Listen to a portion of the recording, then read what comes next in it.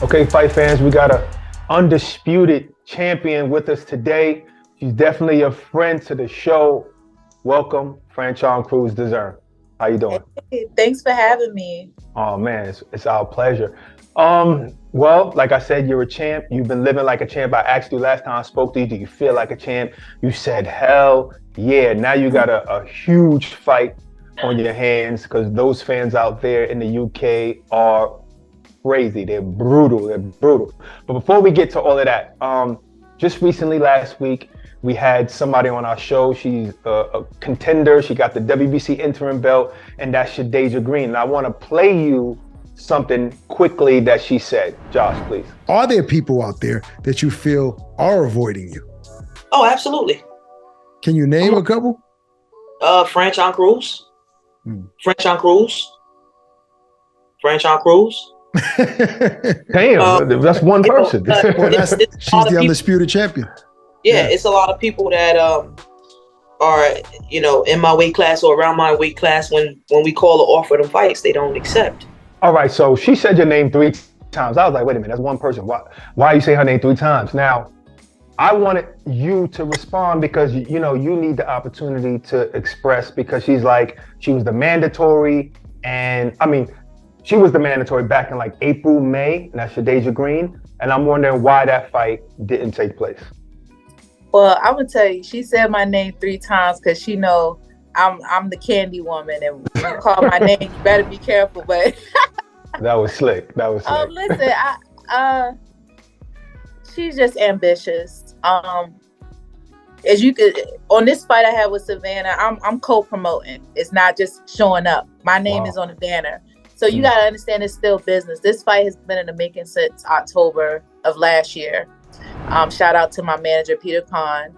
So wait, this is before the mandatory, obviously. Yes. So that supersedes mandatory, if that's the case? Yeah, I actually, so we were pursuing a couple of fights because, business, contracts, it's been a lot for me, right? And I've always been on the kind of the end of the stick with boxing, whether I'm fighting somebody I'm not supposed to fight, switching everything. So when I became undisputed, I was granted the opportunity to have a voluntary defense. I was supposed to be signed to Matchroom after I won, but business, right? Yeah. So this was a fight we were pursuing last year. I was there February 4th when she became the mandatory. My team, I spoke to her promoters. I spoke to the guy who's the fight organizer, the guy who puts the fights and does the actual business. Me and my manager spoke to them. I could pull receipts, but it's not needed. She's just ambitious. I spoke to her offline personally, and I told her, you can promote, do what you got to do to sell a fight. The more you build your brand, but you're mad at the wrong person. You need to talk to your team because we follow protocol. We reached out to see, hey, she's mandatory. What can we do? Can we make this fight? They didn't have anything. They didn't have a platform. They didn't have a date, right? So they gave the green light. Okay, go ahead and finish doing what you're doing. And that's how we got to where we are now. Yeah. She was saying that, when I spoke to her, she was saying that nobody reached out to her team. So she needs to know who her team is, and know who your team is. Know who the people who run the company that you're signed to. Because I spoke to him face to face. My manager spoke to him face to face. So that's who you need to talk to. But when it's time to sell a fight, we can do that. Trash talk. Keep being ambitious. Keep working. Nothing but respect to you. Keep grinding. I've seen you come from nothing to something. So it's not a point of ducking. Never. But talk to your team. Right. But she's gonna get whoever wins this fight, which is gonna be me. She'll get her opportunity. Okay, yeah, that'll be a great fight. But this right here on hand is a great fight. Savannah Marshall, she's moving up to 168 pounds. Where do you rate her according to eye test? Because obviously you ain't getting in the ring with her yet. But where do you rate her compared to all your other opponents? Well, I fought her back in the amateurs. So I have an idea, and I've seen her progress. She started at super middleweight. She ducked me for real, and everybody wants to. She started a couple fights at super middleweight, then she went to light heavyweight, and then went down to middleweight. She's good. She has experience. She has pedigree. She got her first real test against Clarissa, and she's durable. I know she's not built like me, people could say, oh, I can't fight, I can't box, I can't do this. I can do everything, and I'll be able to show it on July 1st. Right. Is this your toughest camp? Yes, as you can see, I feel like one of those martial artists who goes in the woods and find themselves and punching trees. But I really, honestly, I feel like it's a coordination for me. I became undisputed champion. You know, things are finally falling into place for me with my team and just the way I'm going. I'm still dealing with adversity in this camp, but I really just put it to myself because I hear so many people criticize me, the way I fight, the way I carry myself. But at the end of the day, what I feel in here, what I think in here, what I feel in here, that's all it's going to matter because nobody can with me. All right. If you was a man, you'd have a big beard right now because that's men. When men go locked down, they don't take care of their beard. They like, whatever. But all right. So this right here, this is a great fight. I'm so excited about this fight. Do you think that she's more skillful than anybody you ever fought? No, my first fight was with Clarissa, so I mean, I don't think That's she's true. as sharp. I think she's like me. She's awkward. She's not. She's not super technical. She's awkward. She do have pop, so it's going to be who's going to be the most awkward person. But it's a good fight. Like, I'm not underestimating her. I know what I can do. Okay. I'm expecting the best Savannah because she's going to get the best me. Okay. So I know you heard them saying the 4 queens. Now, to me, I think that's an honor, you know, and it's funny because Clarissa or did you hear about the 4 queens that they're calling you guys? Yeah. I saw like a headline, but you know, I just been on my grind for real. Yeah, that's good. Blinders, keep them blinders on. Well, I'm here to mess that up right now. But Clarissa was saying, hey, you know, we need to do like a tournament. You know, me, Savannah, Franchón, and Shadeja. 4 queens. What do you think about that? Well, what weight we gonna do this at? That's a good. I would say 168, obviously, because Clarissa fought at 168 too. You know, so everybody is familiar with 168. Only true super middleweight is probably me, but we did it. Shadeja too, because she's a big girl. When I first met her, she was big. I remember. She was like 200 and something pounds. Yeah. But I feel like it makes sense to me. If the money was right, that would make sense because it elevates everybody's brand. It gets everybody paid. Like, I'm all for getting money. I'm all for growing the sport. Why not? Yeah, I think when you do something like that too, then it's okay to lose. Nobody wants to lose. I'm not saying that. But what I'm saying is that Sugar Ray Leonard lost. You know what I'm saying? Marvin Hagler lost, but we still called them the 4 queens. Yeah, exactly. That's what I'm saying.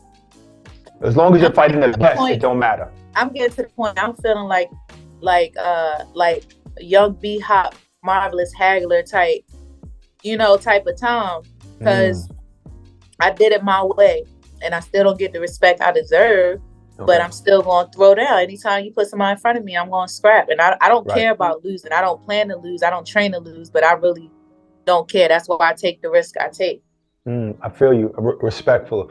That's very respectful. Okay, look, I haven't asked you this in a while, or maybe never, but since there's been so many big women's fights, I want to ask about the landscape of it. How, in your opinion, give me your 5 top women fighters, pound for pound, right now. I don't like that. They don't even put me on the list, and I'm undisputed. But well, who cares about them? I'm talking about you. I don't care about them. I don't know. I'll just be general. I guess, of course, Clarissa, I'm going to go hard because she really changed the game and she's doing stuff men or women aren't doing. Yeah, no doubt. I mean, all the undisputed girls like Chantel, Taylor, Baumgartner, and I think Casca, she doesn't have her, but those girls, right now, Chantel, Taylor, Clarissa, Baumgartner, and Amanda Serrano. Like, they did stuff other people won't doing. But I respect all the women. I really hate those questions. You were the most. Who am I to judge? But I'm gonna tell you right now, though, you might hate those questions, but you answered it far differently than anybody else has ever answered it. Seriously. Really? Because everybody else was putting themselves in, whether they belong there or not. which I can respect that too, but I damn sure respect what you just did just now.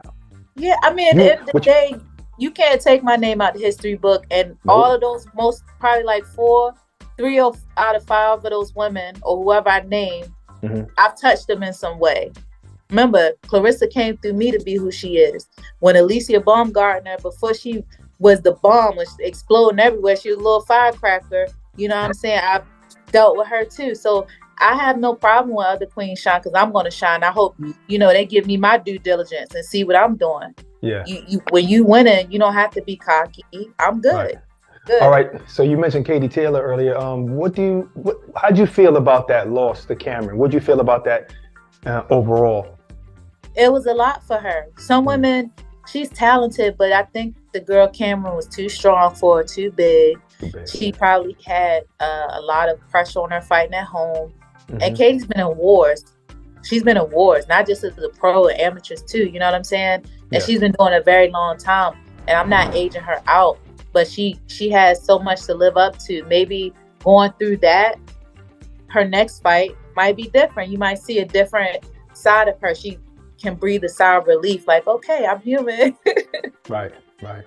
Okay, so I was in, I don't remember where I was at, but Fort Lauderdale I was. And Clarissa was there, and she was like, yeah, I'm about to go spar Franchón, come by the gym. I was way too busy. I wish I could have been there. How did that sparring go? Did you beat her up a little bit or what? What's going on? Oh, it was good. I'm starting trouble. Look, when I posted the picture, I was bleeding because I had a bad mouthpiece. Yeah, my lip, like get a good shot. But it was great. Honestly, it was, and I'm pretty sure she would agree, it was like some of the best female greatest spar we had in a long time. Mind you, we haven't been in a ring together since we debuted. What?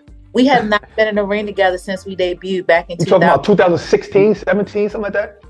Yeah. Damn. Yeah. And it was great sparring. It was good because, I wasn't in shape. She wasn't in the best shape. But we just, it's what you see. If you had Venus and Serena boxing, you would see it. Yeah. She's gotten better. She said, damn, Franchón, you got better too. So it was fun. It was fun. It was good hearted. Her coach was satisfied. Glenn, he loved it. We did good. It was fun. It wasn't no egos or nothing or trying to prove a point. We just was helping and working with each other. Okay, I know for her camp, she was like, she's gonna see some power. She's like, Marie's gonna see some real power because she was working on, trying to get a stoppage. And it looked like she was going for the stoppage, but, Cordero was just strong. She was tough. Is there anything are you working on that knockout for this particular fight? Nah, I'm just coming to fight. Like, I'm coming to scrap. People say, oh, you got 2 knockouts, whatever, but I just come to fight. If it come, it come. I'm going to hurt you. Like when I fought Setarus, I broke her rib. I broke her nose. Nice. I hurt people. And even when I fought Jimenez, they came up to me at the end of the fight, and one of the interviews also said that was the hardest they've been hit. So, I mean, I like to punish people. Sweet Pete Whitaker said that. He don't have to knock you out. He want to punish you. Right. Wow. Okay. Well, I look forward to seeing that fight against Savannah Marshall. Good luck. And thank you for coming on the show. Thank you. Next time you ever in Maryland, I'm going to have you come over to my wellness house, Journey Within, have a whole spa day. Wow. That is so great. I appreciate that. Thank you. Congrats on that too. All righty. Thank you. All right. Take care. Introducing the new DAZN Boxing Show podcast. No matter the time or the place, getting your boxing content has become easier than ever. Tune in as we give you exclusive insights, predictions, fight night recaps, and more alongside the biggest names in the game. All for free. Available globally every Thursday across all audio streaming platforms and with new episodes dropping weekly to give you the latest news. Just type in the DAZN Boxing Show podcast, listen in, and enjoy.